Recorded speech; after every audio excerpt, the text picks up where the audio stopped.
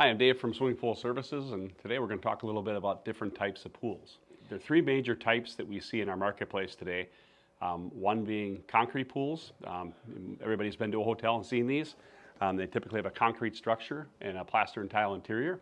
The pros to a concrete pool are that basically it offers an elegant design, and you can have a hot tub that's exactly matches the pool, because basically you can take the pool temperature to any temperature. It can be at hot tub temperature or down to pool temperature.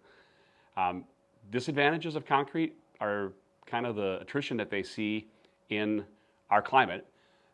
Basically, with freeze and thaw cycles, we're going to see challenges with the tile eventually popping and failing over time. Another disadvantage is that plaster surface on the pool basically is porous, and so it's harder to keep clean. It also can be rough on feet. Basically, to renovate the pool, it's going to take a lot longer and it's going to be much more expensive. So to retile and replaster a pool, which would be the equivalent of putting a vinyl liner in a vinyl pool, because you're basically making everything below the coping new in the pool, is generally going to be somewhere around a 4 to 6 week time frame, depending on the time of the season. And then the cost of that is going to be approximately 4 times the cost of replacing a vinyl liner. In addition to that, the cost of the pool at a new build is going to be probably in that 30 to 50% more expensive than a vinyl liner. Fiberglass pools are very popular today. They have some pros and cons as well. One of the pros is that the build of the pool will happen a little bit faster. You probably cut 3 or 4 days off the build time versus a vinyl liner pool. They are a smooth surface, so they're going to be easier to maintain than a concrete pool.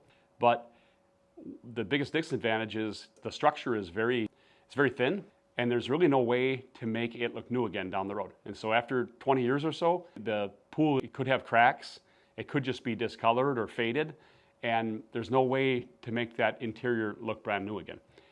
Finally, you're locked into whatever shapes they offer and depths and other configurations in the pool. You can't customize it. That's one thing actually with concrete and with vinyl that is a pro, that we can pretty much do anything we want. Another pro with fiberglass though is that we can basically run them at any temperature. So we can do hot tubs. Obviously everybody's seen a fiberglass hot tub. And so that isn't an issue.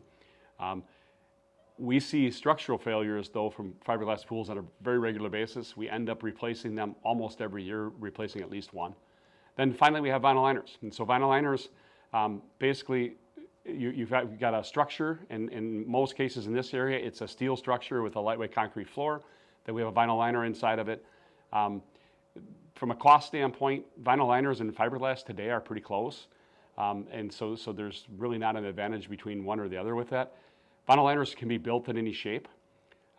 Biggest con of a vinyl liner is that basically the temperature of the pool shouldn't go over about 88 degrees, because if we do, we'll start to grow the liner. And the biggest pro of a vinyl liner in our climate is that it handles the ground movement that we see from freeze and thaw cycles probably the best of the three, in that the structure can flex, the liner is free-floated inside of it, and you're not going to end up with a major structural failure or a cosmetic issue from that movement.